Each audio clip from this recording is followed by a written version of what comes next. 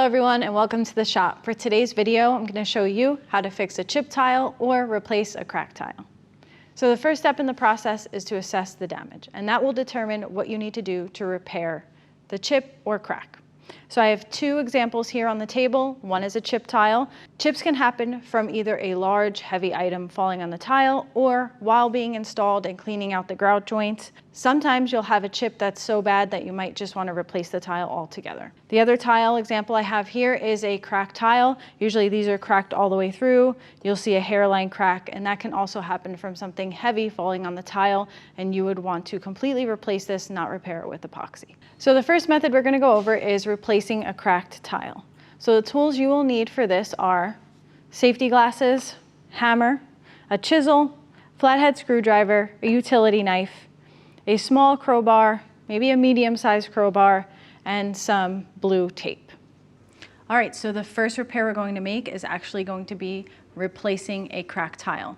So the demonstration I have here is actually a grouted in place tile. So this would be demonstrating if you have a tile in your home that has been cracked by dropping something heavy on it, or it's just been cracked over time. So the first thing I'm going to do is take my blue tape and tape along all of the surrounding tiles to protect them from any chipping. So now I'm going to take the utility knife and I'm going to scrape out all the grout around the tile that we're replacing. So this is an important step to do because even when we start hitting the tile, which would break the bond from the tile to the thinset, it still could be held in place by the grout. So just a quick tip on removing grout with a utility knife: just make sure that you go nice and slow, go along the edge of the tile. Try not to twist the utility knife because that can scrape along the edge of the tile and cause more chipping. So now once you're done cleaning out your grout joint, we're just going to vacuum the area. So now you want to grab your demo tools like your hammer, your crowbar, and your chisels.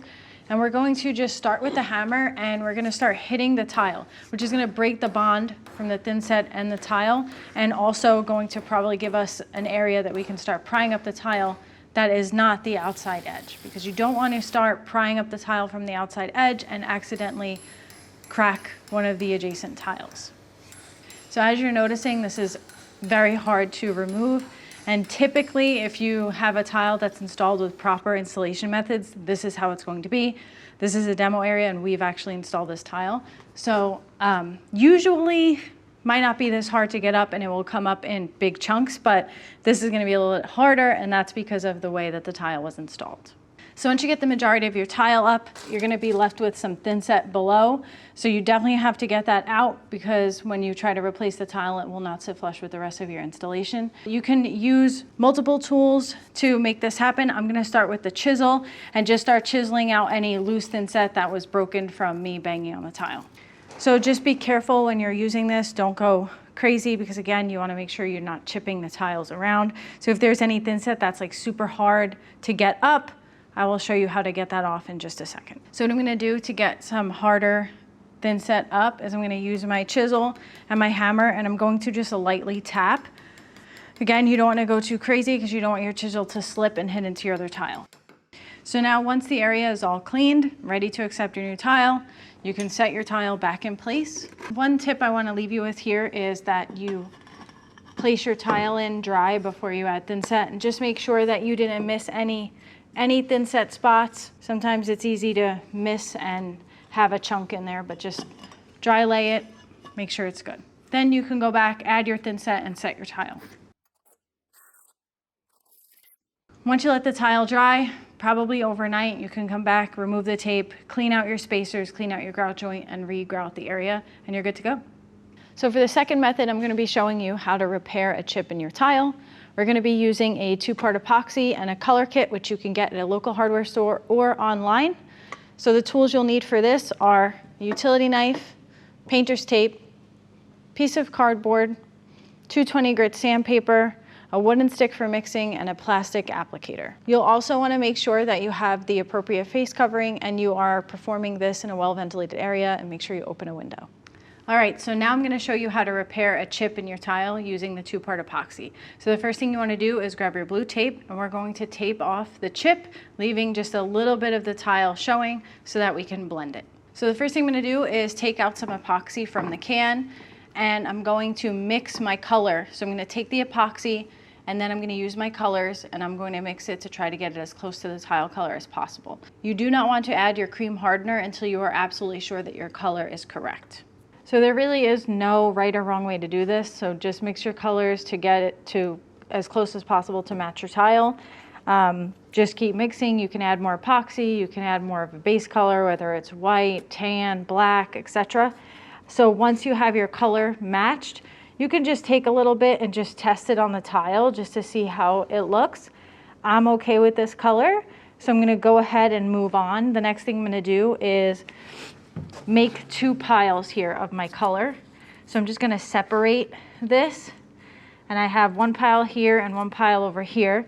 And what I'm gonna do is use this to add my hardener to 1 pile and leave 1 pile without the hardener, so that just in case, I don't know, I need to add more or what have you, I have extra color to add. Once you start adding the hardener, it starts to get hard, so you wanna be ready. Then you're gonna take your plastic applicator, just grab a little bit on there, over to your chip. I want to clean it up a little bit because then I'm going to have to come back and clean all of that. So try to get as flat as possible. You can take a razor blade and just, if your chip is on the edge of the tile like mine is, you can just take your razor blade and square off the edge just like that. So once you feel you've filled up your chip well enough, it's not going to be perfect. We have to go back and we have to do some more things to it, which I'll show you in just a minute. But while it's wet, you now want to remove your blue tape.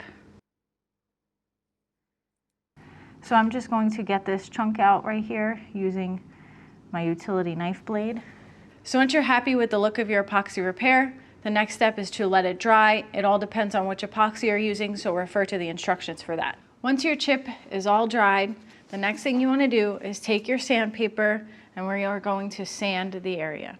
The purpose of this is to kind of blend it out because more than likely you could have added a lot and now there's going to be a bump.